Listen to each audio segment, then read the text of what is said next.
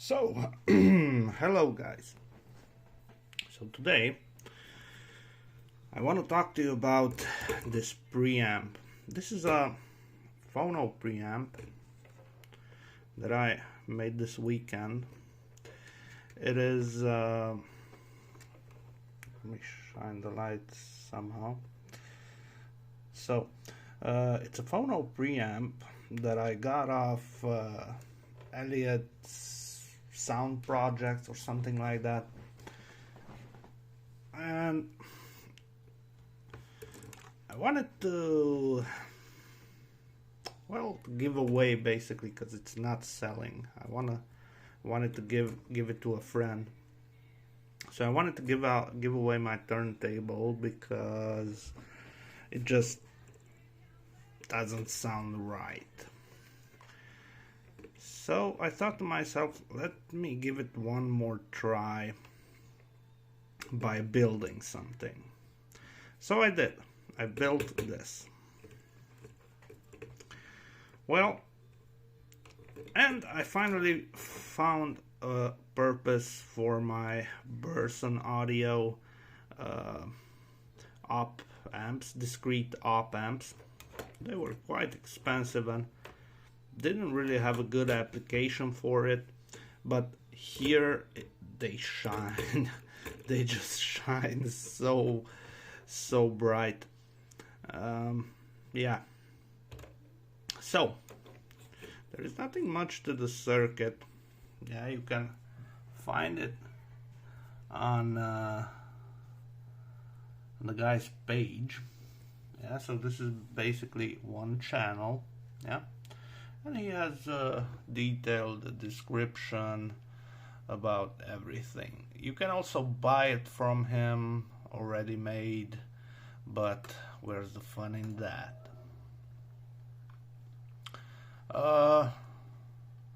Don't use chips. Buy a cheaper discrete op amp. They are not that expensive. It really gives a big plus to the sound. So, how does it sound? Well, when I started, it actually it sounded really bad. So,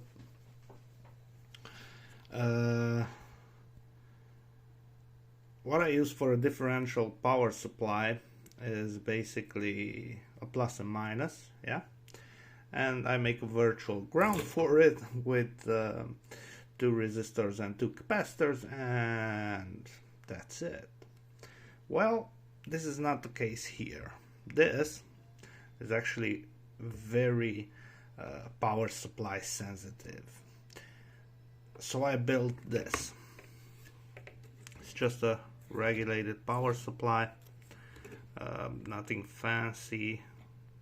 I even reused some cheapo China caps along with some Nichicons. Yeah. So, after I built this power supply, I just couldn't stop listening to records. I actually heard my Pink Floyd albums, I don't know, 100 times over, or maybe more if I count what I listen to from YouTube. But this actually made me hear things that I didn't even notice that they were there. So it's actually very, very good. Now, what I believe happens here is it basically takes the raw output of the phono and of the turntable and just spits it out as a clean, very clean amplified signal. This is why the power source is very important.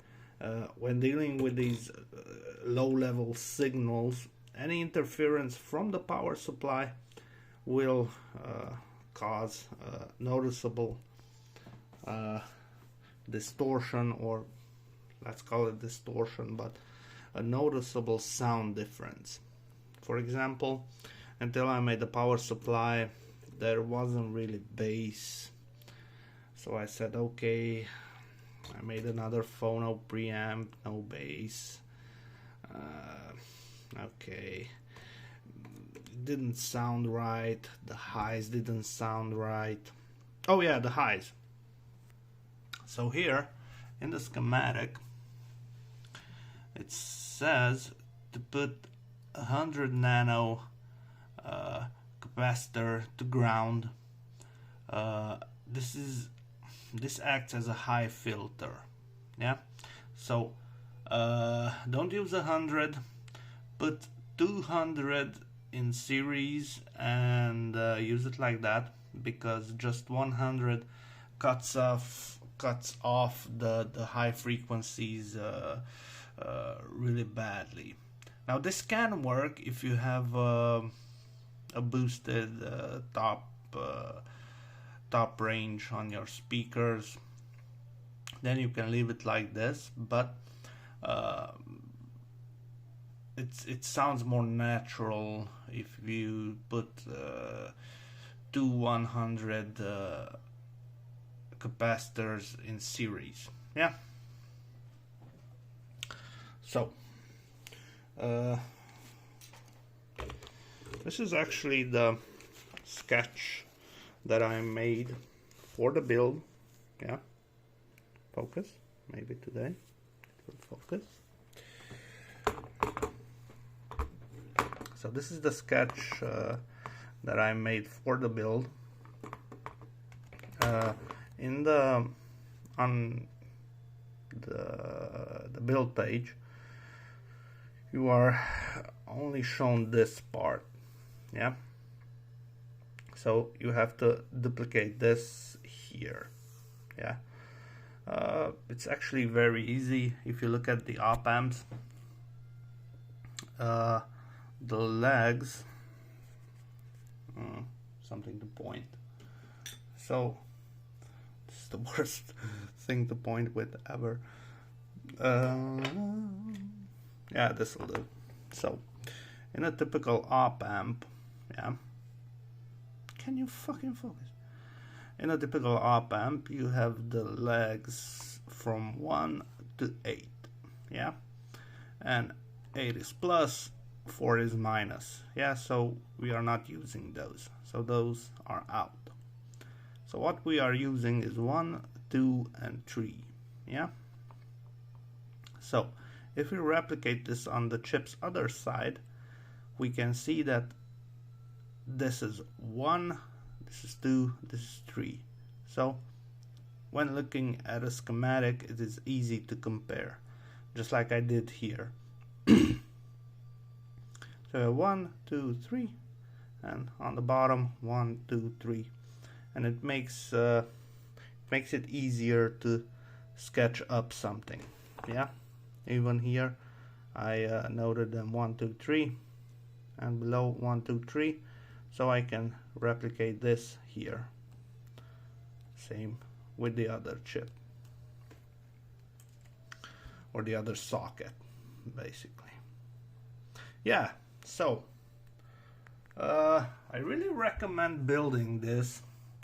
I might post the web page in the description. It actually sounds really good. I couldn't believe it, but only if you make a proper power supply. So you need a proper power supply. This I don't have notes on it because I know how to make it